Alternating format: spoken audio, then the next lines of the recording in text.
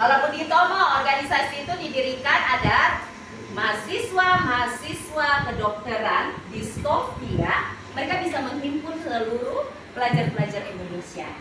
Kalau Sarekat Islam dibentuk di Solo adalah agar pedagang-pedagang Solo bisa melawan pedagang Cina.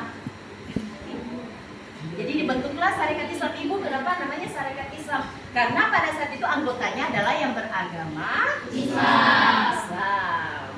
Oke, di sini perkembangan selanjutnya. Di Belanda ada kelompok yaitu komunis yang bernama Snevely. Dapat cerita Kak diajarkan? Tidak. Di Belanda ada seorang yang menganut paham komunis yang bernama Snevely. Ingin ditangkap oleh negaranya, pemerintahnya. Jam pelajaran telah selesai. Mohon perhatian. Jam pelajaran ke-6 segera dimulai. Rilekskan diri Anda sejenak. Konsentrasi dan tetap fokus pada mata pelajaran berikutnya.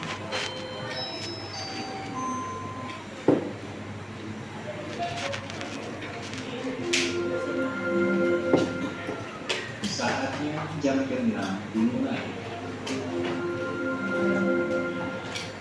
It's time to begin the 6th lesson. Panjang nih Bel. Oke. Di Belanda ada seseorang yang menganut paham komunis yang bernama Snevely. Ingat, kenapa dia ingin ditangkap oleh pemerintah Belanda? Karena Belanda menganut paham liberalisme. Dia menganut paham liberalisme, sedangkan dia ini adalah komunis. Komunis adalah dianut oleh negara Rusia. Soviet sudah bubar ya. Dianut oleh Rusia. Sedangkan pada saat Perang Dunia Kedua antara liberalis dan komunis terjadi yang disebut dengan blok barat dan blok timur. Oke? Blok barat dengan negara-negara aliran liberalisme, sedangkan blok timur dengan negara-negara beraliran komunis. Sedangkan Belanda termasuk dalam blok barat atau disebut dengan blok sekutu, yaitu negaranya Amerika Serikat, Inggris, dan Prancis. Oke, Belanda masuk ke dalam sini karena dia sekutu dari Amerika Serikat. Oke, karena dia komunis, otomatis dia akan ditangkap oleh pemerintah Belanda, sehingga dia kemudian melarikan diri ke Indonesia. Di Indonesia, kemudian dia masuk ke dalam organisasi ini, Sarekat Islam. Di dalam organisasi Sarekat Islam kemudian dia menghasut dengan ajaran komunis yang mengakibatkan sehingga Sarekat Islam terpecah menjadi dua, yaitu Sarekat Islam Putih dan Sarekat Islam Merah. Sarekat Islam Putih kemudian mengubah namanya menjadi Perhimpunan Indonesia. Sarekat Islam Merah yang kemudian berubah nama menjadi PKI, yang kemudian dipimpin oleh Semaun dan Darsono. Kemudian PKI ini mengubah tempat ketika Perhimpunan Indonesia masuk ke Solo. Akhirnya perhimpunan PKI ini pindah ke Madiun. Ya, sudah sampai sini. Kita masuk materi ini. Pemberontakan PKI yang terjadi di Madiun. Saya hapus ya. Ini kan kelas 11 punya materi toh? Oke. Atau tidak usah sini saja. PKI di Madiun. Pemberontakan PKI di Madiun itu latar belakangnya dipimpin oleh seorang perdana menteri yang bernama Amir Syarifuddin. Amir Fatah itu dia di mana? Syarifuddin.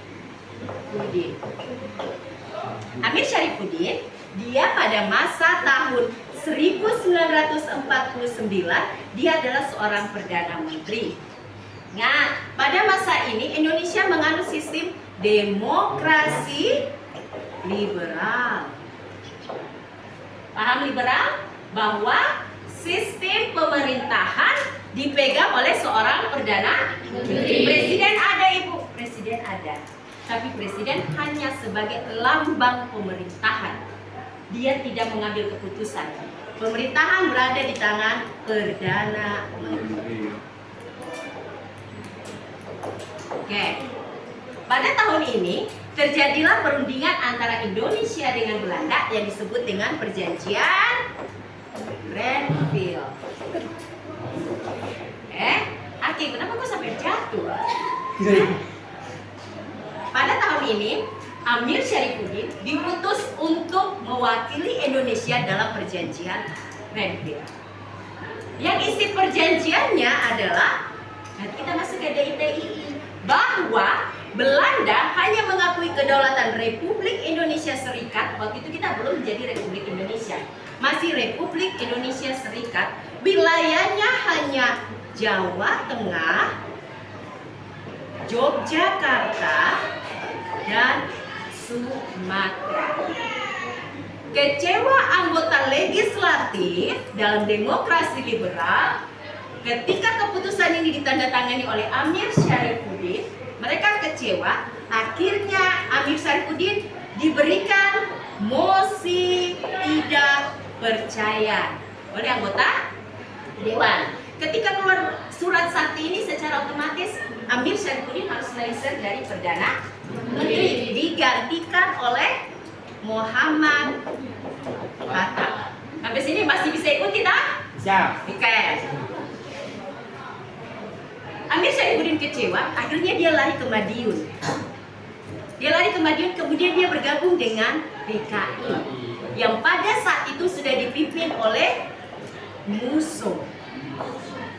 PKI sudah dipimpin oleh Musso. Nah, ketika sampai di Madiun dan bergabung dengan PKI, agar anggota PKI bisa menyusup ke dalam TNI, Amir Syarifuddin kemudian membentuk yang disebut dengan PPOLIT, Pendidikan Politik Tentara. PPOLIT, Pendidikan Politik Tentara, tujuannya agar anggota PKI bisa masuk ke dalam TNI dan merombak atau menghancurkan TNI. Itu tujuan dari Amir Syarifuddin karena dia kecewa. Setelah PPOLIT dibentuk, Amir Syarifuddin kemudian menyurati Muhammad Hatta bahwa anggota PPOLIT harus masuk ke dalam TNI. Karena Muhammad Hatta tahu bahwa PPOLIT ini adalah PKI, akhirnya Muhammad Hatta mengeluarkan peraturan yaitu RERA, Reorganisasi dan Rekonsiliasi TNI, di mana dia akan memecat sekitar 10.000 anggota TNI. Karena dia sudah tahu bahwa di TNI ini sudah ada PPOLIT. Amir Syarifuddin kecewa, akhirnya dia melakukan segala macam pemberontakan di Madiun. Karena Insinyur Soekarno atau Presiden Soekarno takut bahwa negaranya akan menjadi kacau karena PKI, akhirnya dia mengutus Jenderal Sudirman untuk menangkap Amir Syarifuddin dan Musso. Amir Syarifuddin berhasil ditangkap dan dibawa ke Jakarta, kemudian diberikan hukuman, sedangkan Musso melarikan diri ke Rusia. Setelah Amir Syarifuddin ditangkap, Musso melarikan diri ke Rusia, apakah selesai pemberontakan PKI? Tidak, nanti dia akan menjadi G30SD. Selesai, silahkan kamu catat. Wow.